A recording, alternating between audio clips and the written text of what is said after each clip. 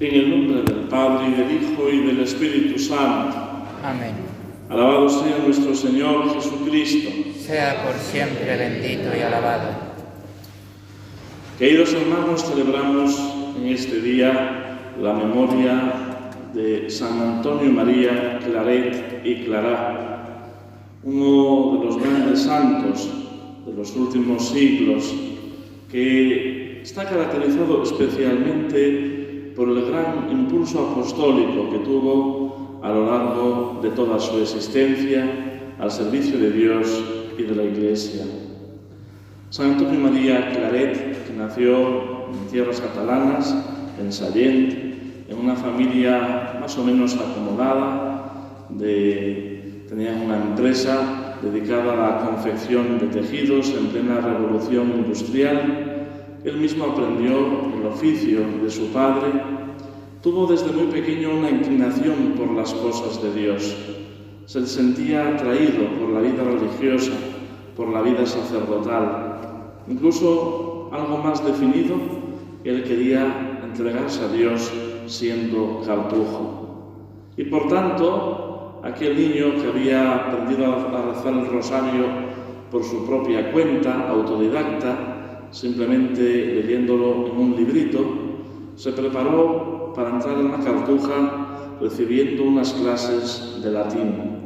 Sin embargo, las situaciones complejas de aquellos tiempos, de la Primera Guerra Carlista, que también afectaron a la ciudad donde él vivía, impidieron que pudiera proseguir con sus clases y lo entendieron casi como una señal de que su camino no iba a ir por ahí. Se preparó para ser un buen trabajador, un buen empresario, pero nuevamente la providencia divina le marcó otro lugar. Y es cuando nuevamente intenta entrar en la cartuja. Sin embargo, el obispo le llama la atención a aquel joven tan despierto que, aunque tenga una visión mundana de su vida, tener un trabajo, un oficio, y ha despertado en él la inquietud de la vida religiosa, se lo lleva al seminario. Suceden muchas peripecias en la vida de San Antonio María Claret. Su biografía es casi como un libro de aventuras, donde no hay lugar para el aburrimiento, por tantos lugares, personas, situaciones que tuvo que atravesar. Pero finalmente, contra todo pronóstico, recibe la primera tonsura, las órdenes menores y finalmente es ordenado sacerdote. La vida sacerdotal le llena de ansias misioneras y así se va a Roma, después de realmente pasar muchas dificultades y aventuras para recibir del Papa el mandato apostólico como misionero. Pero nuevamente en Roma tiene que regresar a Cataluña. Y es así como emprende una tarea misionera a nivel local, utilizando todos los recursos que tiene a su alcance para evangelizar, para renovar la fe, fundar asociaciones, cofradías, todo aquello que fuera útil para atraer a todos hacia el Evangelio de Jesucristo. Nuevamente las circunstancias políticas no son favorables y, aunque él era un gran predicador, temían que pudiera de alguna manera influenciar también políticamente con sus enseñanzas, por lo cual ve una oportunidad de irse a Canarias también como apóstol, como misionero, y hacer también allí esa misma tarea de renovación espiritual de las parroquias y de los pueblos.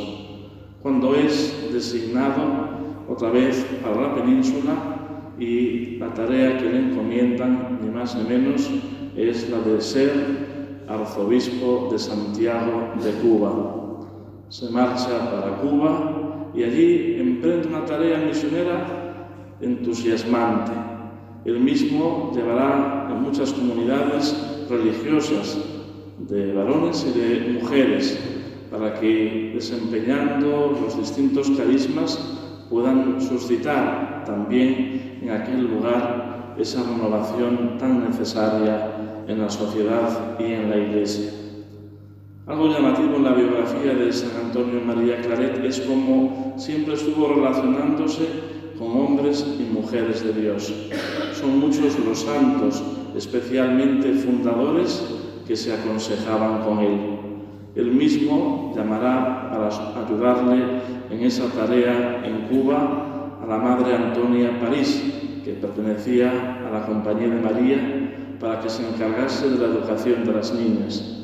Con el tiempo, la Madre Antonia París, que será una gran defensora de la igualdad de los negros y de los blancos, de que todos tuvieran derecho a la educación, desmantelando cualquier tipo de prejuicio racial, se convertirá nuevamente en fundadora, juntamente con San Antonio María Claret, de las misioneras claretianas.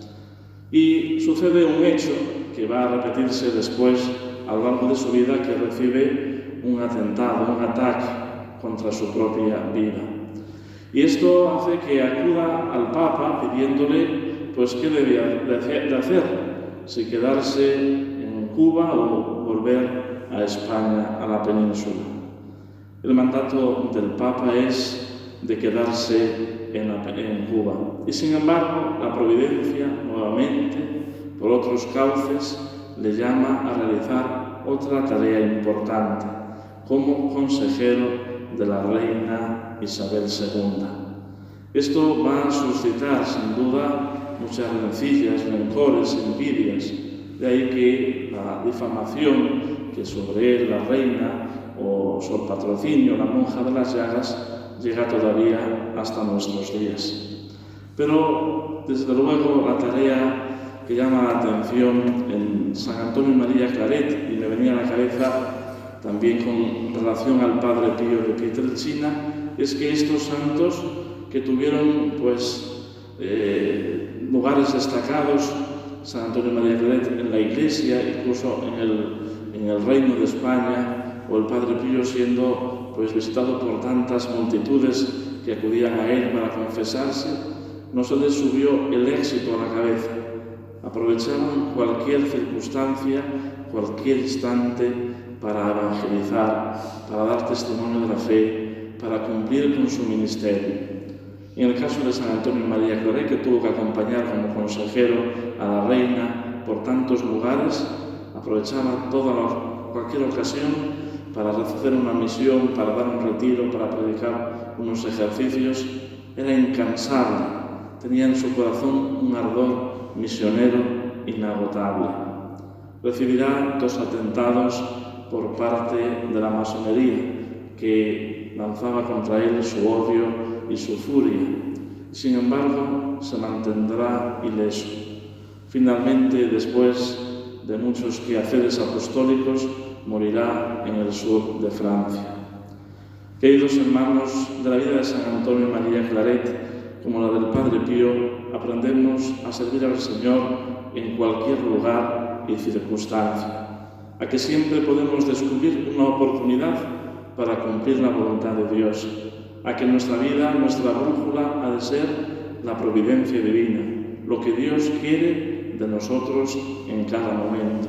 Y así como San Antonio María Claret, el Padre Pío y tantos santos a lo largo de la historia de la Iglesia supieron dejarse marcar por el impulso del Espíritu Santo, que los llevaba de un lado para otro a cumplir muchas veces una voluntad contraria a la suya, que también nosotros nos abandonemos a la providencia de Dios, nos dejemos llevar por la acción del Espíritu Santo, seamos dóciles a sus consejos y aprovechemos toda oportunidad para dar ejemplo de vida cristiana, para anunciar el Evangelio de la verdad, para ser verdaderamente comunicadores de la buena noticia de salvación.